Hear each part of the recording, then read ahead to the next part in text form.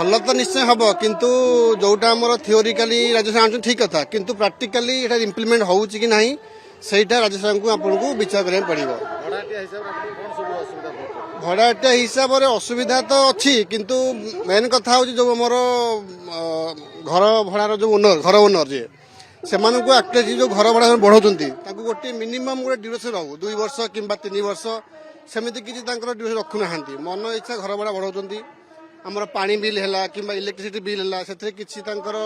ମାନେ ତାଙ୍କ ମନ ଇଚ୍ଛା ସେମାନେ ବଢାଇ ଚାଲିଛନ୍ତି ତାର କିଛି ରୁଲ୍ସ ନାହିଁ।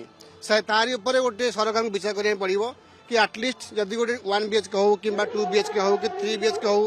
ଲୋକେସନ ୱାଇଜ ଗୋଟେ ଘର ଭଡାର ଗୋଟେ ଆମାଉଣ୍ଟ ଧାର୍ଯ୍ୟ କରାଯାଉ 5,000 କି 7,000 କି 8,000 କି 10,000 ଆଉ ଘର ଭଡା ଯୋଉ ଆମର ବଢିବ ଯୋଉ ଇନକ୍ରିମେଣ୍ଟଟା ସେଟା 2 ବର୍ଷର ହବ କିମ୍ବା 3 ବର୍ଷର ହବ କିମ୍ବା ବର୍ଷର ହବ ଗୋଟେ ଏଗ୍ରିମେଣ୍ଟ କରାଯାଉ ସେଇ ହିସାବରେ ଘର ଭଡାଟିଆ ଆଉ ଓନର 2 ଜଣ ଯାକ ଉପଯୁକ୍ତ ହେବେ ଆଉ ନିୟମ ଅନୁଯାୟୀ ସେମାନେ କ'ଣ କାହାରି ମନରେ କିଛି ଆଘାତ ହବନି କି କେହି ମନୋଯୋଗ କରିବେନି କି ଘର ଭଡାଟା ମୁଁ 2 ବର୍ଷ ପରେ ଏତିକି ଦେବି କି 3 ବର୍ଷ ପରେ ମୁଁ ଏତିକି ଦେବି ତାକୁ ଗୋଟେ ନିୟମଭୁକ୍ତ କରାଯାଉ କି 2 ବର୍ଷ ପରେ ଘର ଭଡାଟା ବଢାଯିବ କିମ୍ବା 3 ବର୍ଷ ପରେ ଘର ଭଡା 10% କି 15% ଗୋଟେ ବଢାଯିବ। এইটা ହେଲେ ରାଜ୍ୟ ସରକାର ଯଦି ଏଇ ନିୟମଟାକୁ ଟିକେ ଷ୍ଟ୍ରଙ୍ଗ କରିପାରିବେ ତାହେଲେ ଭଡାଟିଆ ବି ଉପକୃତ ହେବେ ତା ସାଙ୍ଗେ ସାଙ୍ଗେ ଘରର ଯୋଉ ଓନର ଯିଏ ହାଉସ ଓନର ସେମାନଙ୍କର ଯୋଉ ଆମର ମନମାନି ଚାଲିଛି ସେଇଟା ଟିକେ ବହୁତ ଗୁଡେ ଦୃଷ୍ଟିରୁ ସେମାନେ କିଛିଟା ଲାଭ ପାଇବେ ଭଡାଟିଆ। ଏଗ୍ରିମେଣ୍ଟ ଆକ୍ଚୁଆଲି ତ ପ୍ରାୟତଃ ଭାଇଟା କରୁନାହାନ୍ତି ମାନେ ଘର ଓନର ସେମାନେ ଏଗ୍ରିମେଣ୍ଟକୁ ଦୂରେଇ ରହୁଛନ୍ତି ମ୍ୟାକ୍ସିମମ୍ ଘର ଓନର କରୁଛନ୍ତି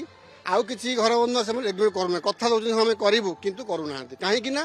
ସପୋଜ ଏଗ୍ରିମେଣ୍ଟ ଲେଖା ହଉଛି 2 ବର୍ଷ ପରେ ଘର ଭଡା ବଢାଯିବ କିନ୍ତୁ ସେଥିଲାଗି ସେମାନେ କରୁନାହାନ୍ତି ସେମାନେ ବର୍ଷ ପରେ ବି ଘର ଭଡା ବଢାଇ ପାରିବେ ତ ଏଗ୍ରିମେଣ୍ଟଟା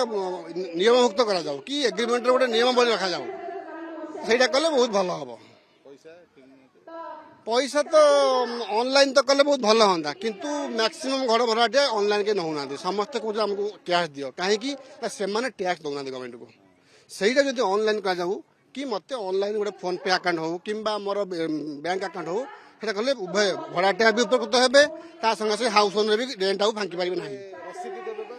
ରସିଦ ଶୁଣନ୍ତୁ ରସିଦରେ ଦେଲେ କ'ଣ ରସିଦଟା କିନ୍ତୁ ସେଟା ଗୋଟେ ପ୍ରାକ୍ଟିକାଲି ଆମେ ଦେଖିବା ରସିଦଟା ଆମର କ'ଣ ଯଦି ଟ୍ୟାକ୍ସ ରସିଦ ଦେବେ ଠିକ ଅଛି ଯଦି ମୁଁ ବି ଚାହିଁବି ଗୋଟେ ମୋ ନାଁରେ ରସିଦ କରିଦେଇ ପାରିବି ବଟ୍ ୱିଦାଉଟ୍ ଟ୍ୟାକ୍ସ ସେଥିରେ କିଛି ଭ୍ୟାଲୁ ନାହିଁ ଯଦି ଜିଏସଟି ରସିଦ ଦେବେ ତାହେଲେ ଠିକ ଅଛି ଯଦି ଜିଏସଟି ରସିଦ ନ ଦେବେ ତ ଏ ରସିଦ କିଛି ଭ୍ୟାଲୁ ନାହିଁ। ଆପଣ ଗୋଟେ ବହିଟେ କିଣନ୍ତୁ ବହି ଦୋକାନ ପାଖରେ 2ଟା ରସିଦ ରହୁଛି ଗୋଟେ ଜିଏସଟି ରସିଦ ଗୋଟେ ୱିଦାଉଟ୍ ରସିଦ ସେଇ ହିସାବରେ ଯଦି ଜିଏସଟି ରସିଦ କରିବେ ତାହେଲେ ଭଲ ହବ। ନିୟମଟା ବହୁତ ଯୁକ୍ତିଯୁକ୍ତ କିନ୍ତୁ ନିୟମଟାକୁ ପ୍ରକୃତରେ ଇମ୍ପ୍ଲିମେଣ୍ଟ ହଉଛି କି ନାହିଁ ତାର ତର୍ଜମା କରାଯାଉ ଆଉ ସେଇଟାକୁ ଇମ୍ପ୍ଲିମେଣ୍ଟ କଲେ ଉଭୟ ପକ୍ଷ ଉପକୃତ ହେବେ।